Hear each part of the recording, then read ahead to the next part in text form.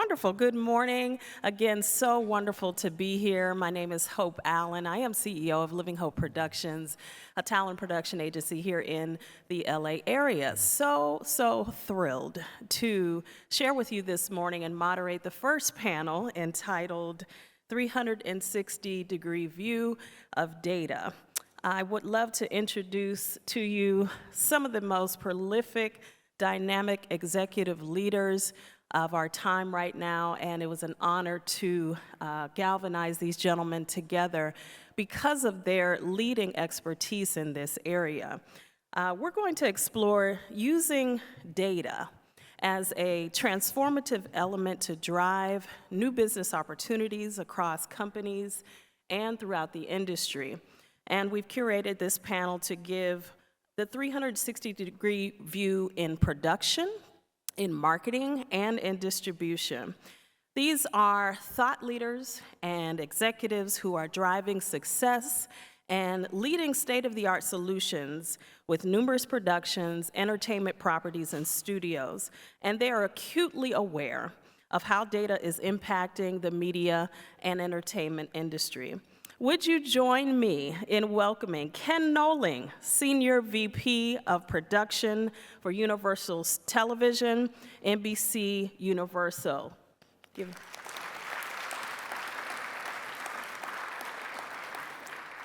And next, Jeff Clanagan, founder of Code Black Enterprises, President and Chief Distribution Officer of Kevin Hart's Heartbeat.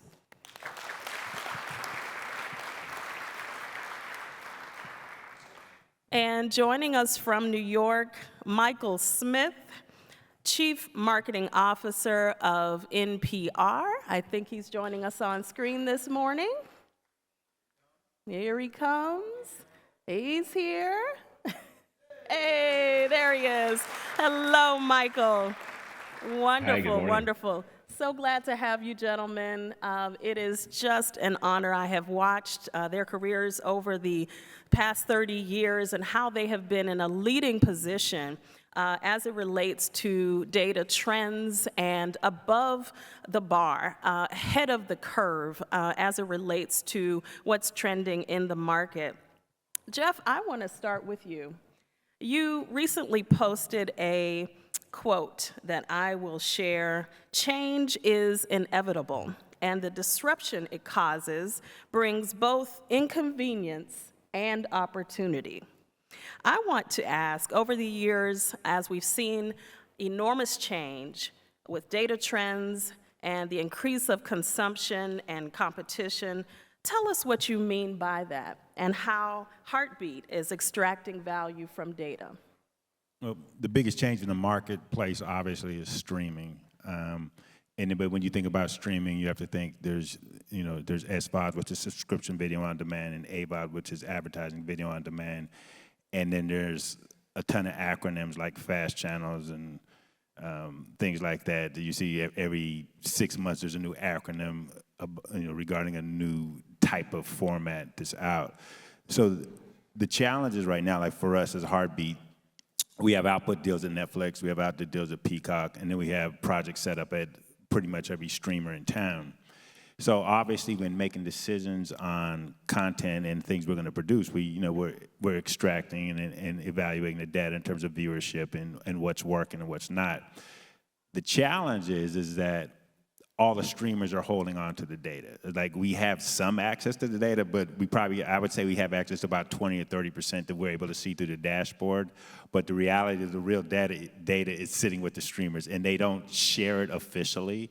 We press them, and they'll tell us, okay, off the record in a call, hey, this is what you're doing, this is what you're doing. So we try to extract that. But the challenge for production companies and for studios is really getting access to the same data that the streamers have, which they're just not sharing. So that's probably the biggest challenge for us in the marketplace in terms of in terms of making data-driven decisions.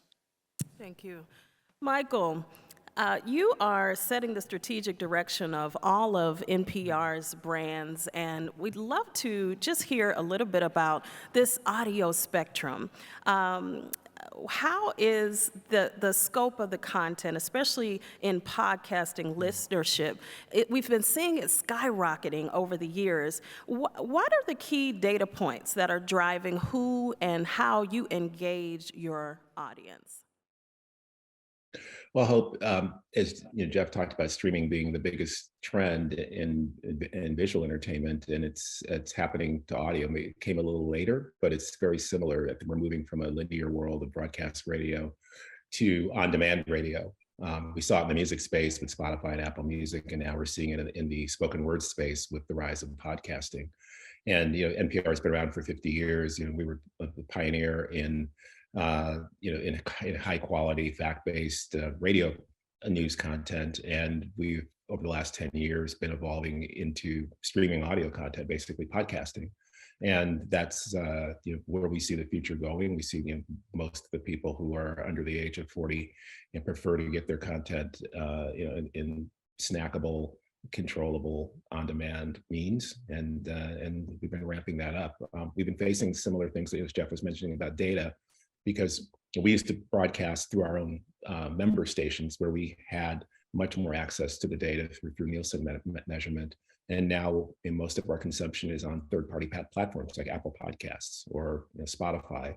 And just like with streamers, it's tricky to get data and access to data about who's listening to our podcasts and when, and those kinds of things. Excellent. Ken Noling, production companies are analyzing patterns in data and determining the types of content they create, making personalized viewing recommendations. I'd love to hear how NBC Universal is leveraging data. Well, I just have to piggyback on Jeff and Michael. We just don't get the data. I think from our perspective, it's all about quantity. Creating more and more content and filling the needs and the voids that a lot of the streamers are asking for, a lot of the linear are asking for, a lot of the cable are asking for, and then finding out what is it they want more of. For example, how many more vampire type projects can you do? How many more procedurals can you do? What direction can we do to procedural? Without having those data numbers, it's really fulfilling the need of the viewership. Excellent. So what that informs me of is that these services, streaming services, the consumption of content puts a demand on production. I'd like to know how that's impacted the pace of production as you oversee the studios at NBC. Well, we haven't stopped even during the pandemic. We worked continuously during the pandemic, and now there's no traditional pilot season anymore with streamers, we're releasing new content all year long, and we're developing, producing, turning it around, and with the way the streamers now, in the beginning, they were bucketing them, putting everything in a bucket, then binging, but now they're not doing that. They're putting them on once a week, which makes us more challenging for us because we still have to provide the content so it's in their bucket, ready to go, and continue to make more content. Michael, the same with you. I'd love to know how you adapted to the changing behaviors of consumers, especially through the pandemic, which is when you actually joined NPR in the middle of the pandemic, and how that has impacted the content that you provide. Well, the pandemic has sort of accelerated changes that were already happening in the marketplace. And I joined actually the week before the pandemic, and then we went into lockdown. But what we saw was a big decrease in our radio listening audience, because most radio, or a large portion of radio listening, is done in cars, and so people weren't commuting anymore. So we saw a huge drop off in our linear radio consumption. But we saw then a big jump in our podcast consumption as people were, up in the house, and what better way to to spend a day with your AirPods in and just intimately engaging with audio. So it's just accelerated trends that we'd seen coming for a while. One thing that I'm just going to mention on the data thing, and we found this, is that as there's more competition in distributors and in platforms, you can leverage that to get more data. For example, YouTube is now wanting to get into the podcast distribution space and be a competitor to Apple and to Spotify. and they've been working with us to put all our podcasts basically on the YouTube platform. And they've been a lot more cooperative in terms of sharing data and sharing insights, and even kind of partnering with us to really drive consumption of podcasts on their platform. Just because they're trying to build a footprint in the space, and versus Spotify and Apple, who don't have that as much of an incentive to work with partners, with content partners. Absolutely. Okay. Well, I'd love to know, Jeff, as far as content is concerned and storytelling, how does this data now shape what you put in front of the audience? Well, a lot of it is depending on what's working. So, for example, depending on, because like I said, we have multiple partners. So if I'm thinking about Netflix, well, obviously Netflix is in a situation where they're thinking about their global audience. So the content that we present to them along with casting needs to appeal to a potential global audience versus just a domestic audience. Versus talking to Peacock, it's probably going to be more unscripted, probably centered on domestic American culture because they're not international yet. So depending on the streamer and their agenda, we kind of shape and develop. We have like over 80 projects in development. So we kind of strategically will push different projects to different streamers based on what their agenda is. But just using Netflix because there's the big one. It really is about global with them. Is that if you're presenting something, it needs to be something that's going to resonate to a global audience in 100 different countries. Oh, wonderful. Speaking of global, I'd love to touch on diversity and how data is impacting that. Michael, NPR has a solid mission on diversity, and you've led a recent study on that. I'd love for you to share a little bit about that and how your diversity strategies have adapted across the platforms as it relates to the data from your recent study. Yeah, data has really been the foundation of selling in our current strategy, which is to diversify our audience to better reflect and serve America. I mean, our mission as a nonprofit media organization has always been to create a more informed public, and that word "public" has been something that we're able to measure through data. And our data showed us that when you look at the demographics of who was consuming our content, it didn't reflect America. About 80% of the listeners were white. The average age was 55. And when you show those numbers to people across public media, we understand that it's imperative that we get that back in line with the population figures, where 40% of Americans are people of color. So that's something that we continue to track, and it's our key KPI is data on who's listening, how diverse that audience is, what's the age of that audience, and it's tricky to get it. We just started. Nielsen has been leaning into measuring podcasts more accurately, but we don't get it on yet on YouTube. We don't get it yet on Instagram or on TikTok. So we do a lot of our own original studies where we recruit listeners across the country, and we leaned in by investing a lot of money building our own data infrastructure to really measure how we're diversifying. And I heard that was the ethnography study. Is that correct? Yeah, we've done a variety of studies. We work with third-party groups. There are a lot of agencies that are specialists in qualitative and quantitative research, and it's a combination of looking at not just who our audience is, but understanding the audience, understanding what kinds of genres that they're interested in. Like, for example, we find older white audiences are more interested in news and finance content, but younger POC audiences are more interested in comedy and sports and lifestyle. So that in music. So that really informs the kind of content that we make. We have a podcast coming out this fall called The Last Cup, which is all about Lionel Messi's final season. We're doing one on hip hop called Louder Than a Riot, about the criminal justice system and hip hop. But all these things have been informed by the data showing us what younger Black and brown audiences are interested in. Exciting, exciting. Jeff, I want to talk about this exclusive content in the metaverse that has occurred just recently in the Kevin Hart Nation. Can you share a little bit about that? You know, interesting. The metaverse, it's still in its infancy stages. So, I spent a lot of time studying the metaverse and trying to figure out what it was, and came to the conclusion it's just a website. It's a 3D website at the end of the day. So it's a website that's interactive in 3D. That's basically what it is, with a cool and catchy name called the metaverse.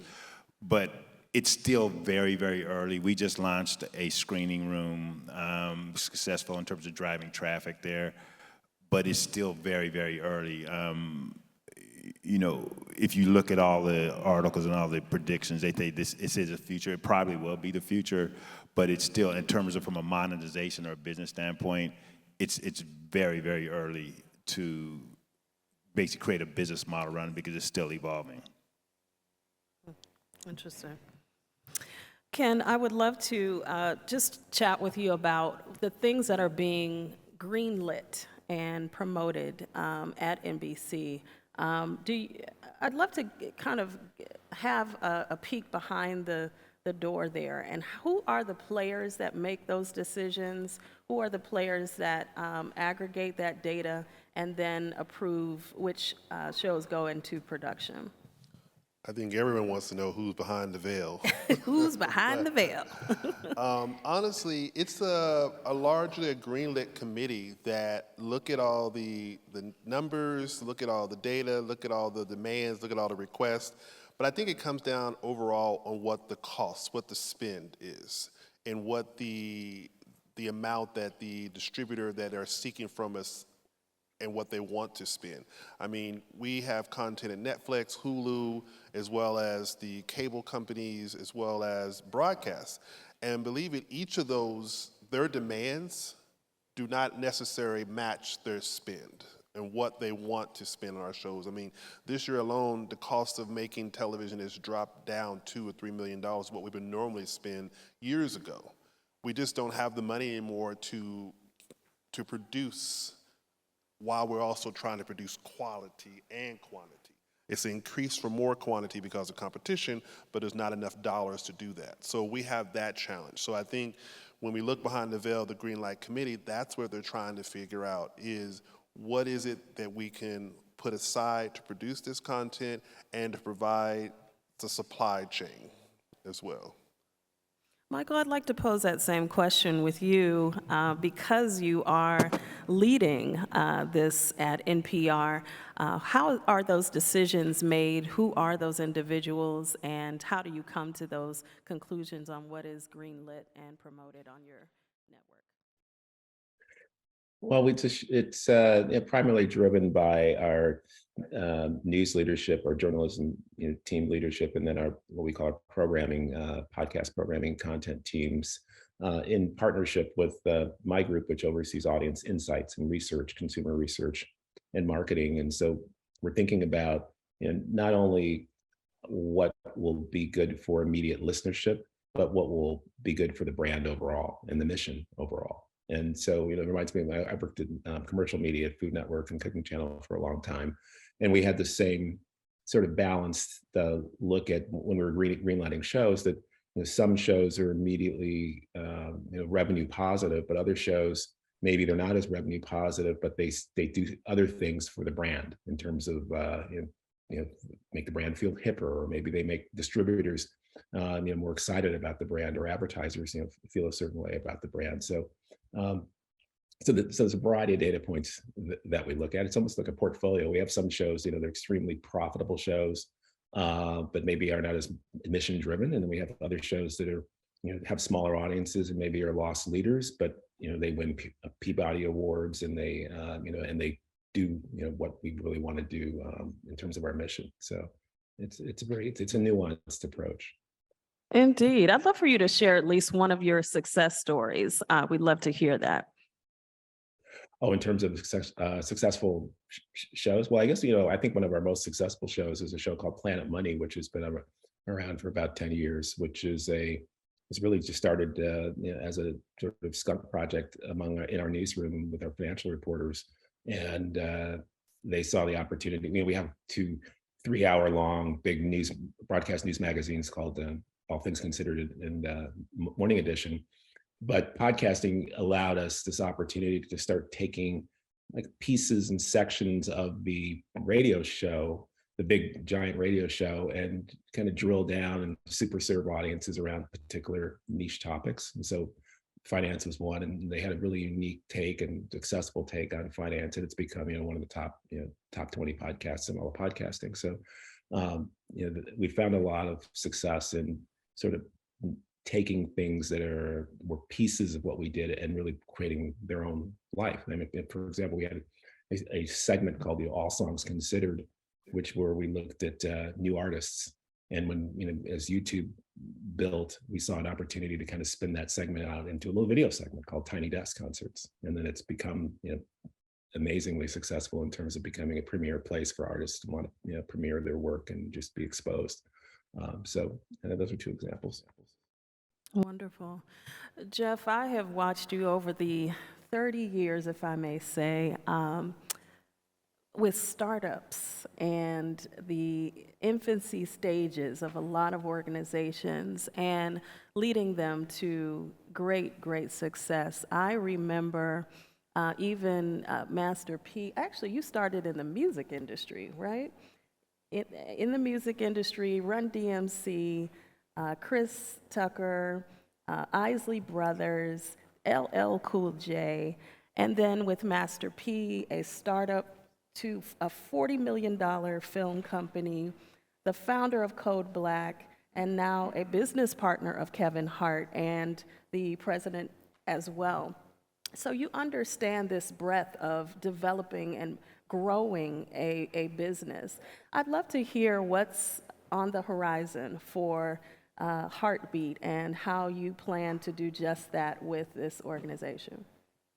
Well, one of the things I think when you're thinking about entertainment companies, this panel is about data, but there's data, but there's also what I call a little bit of instinct in terms of understanding the audience and what's trending amongst particular audience segments, because sometimes the data is not going to be there, so sometimes you're going to take chances. So just as as recap, when she talks about Master P, is that we were actually the first company to do direct-to-consumer movie distribution, and it was at a time when there was just Blockbuster in Hollywood, and you would go out and rent a movie, keep it for a week, and have an $89 surcharge when you take it back.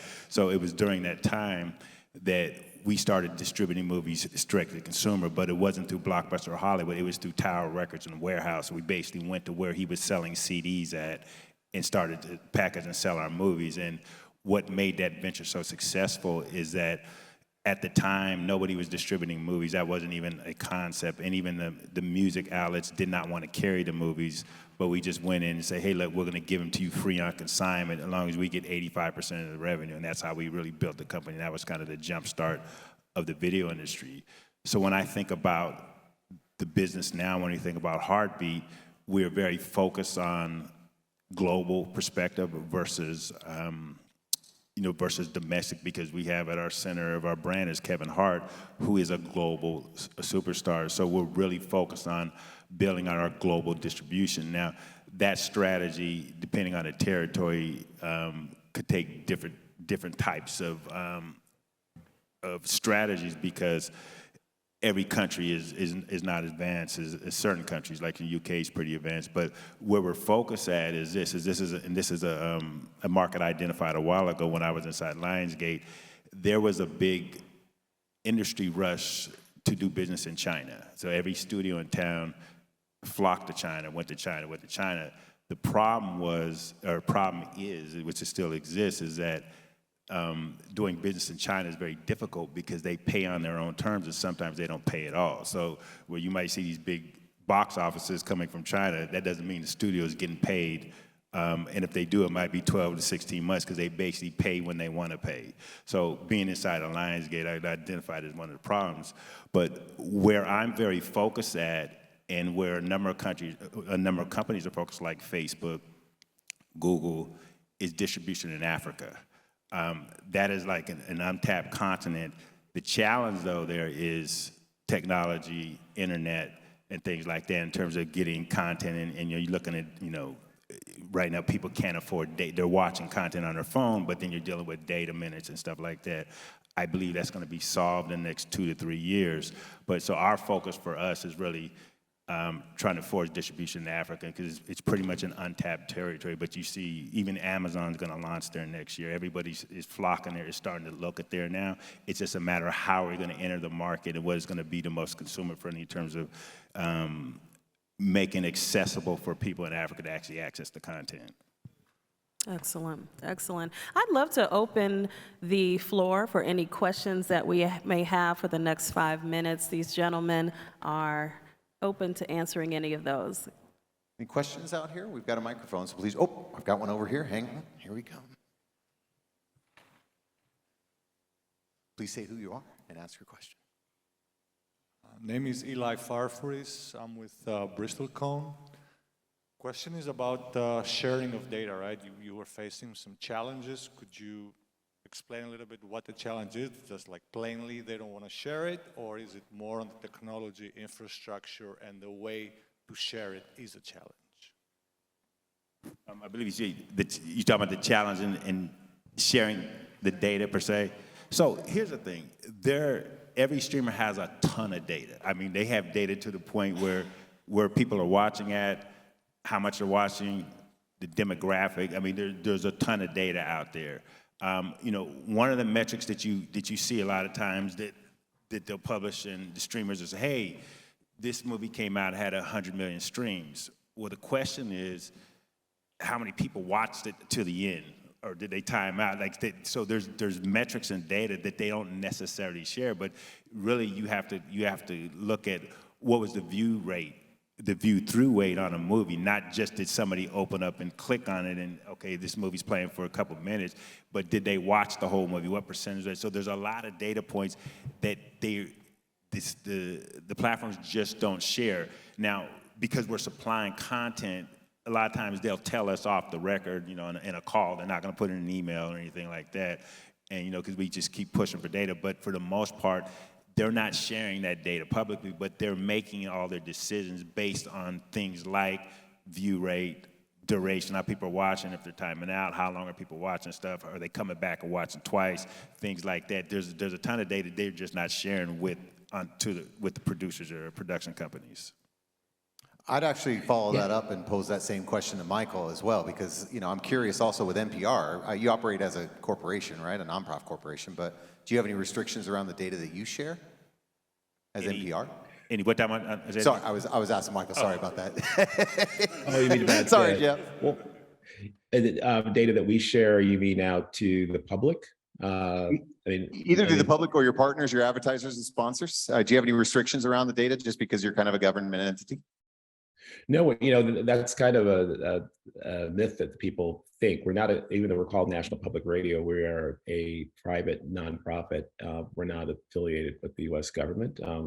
We actually don't receive very much funding. I think less than 2% of our funding even comes from any government grants at all. Our funding comes from citizens who donate and become members of NPR local stations, and then from private foundations and from the sponsors who run messages in our programming. So local radio stations who carry our program do receive some funding through the Corporation for Public Broadcasting, but NPR, we are a membership organization, so we provide content to those separate nonprofits, which are local stations. So, but on the question of what the platforms will share or streamers will share, I think it's a power asymmetry that I think they're trying to maintain. It's not in their best interest to let the people who they're negotiating with to buy content from see their full hand as to what the data is, because they feel like the content sellers would use that against them to say, well, look, we have the data says this, and we need to be paid for that. So I think it's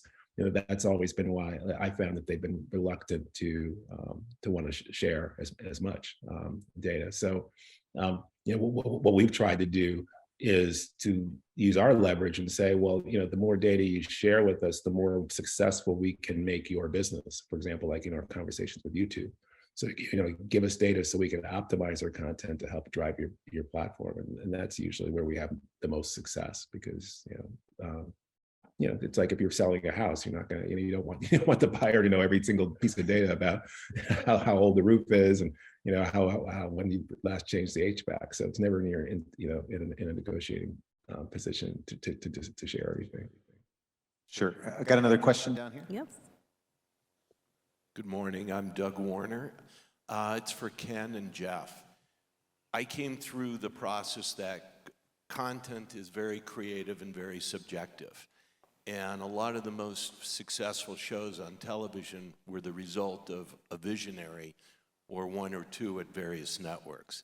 If you kind of diffuse it out into data and you diffuse it into a committee that may or may not have the sensibilities to recognize the content, doesn't that kind of set you back? I mean, just look at some of the most successful shows on television. At NBC, Seinfeld. I mean, that was Brandon Tartikoff giving 4 episodes to Jerry Seinfeld over the summer.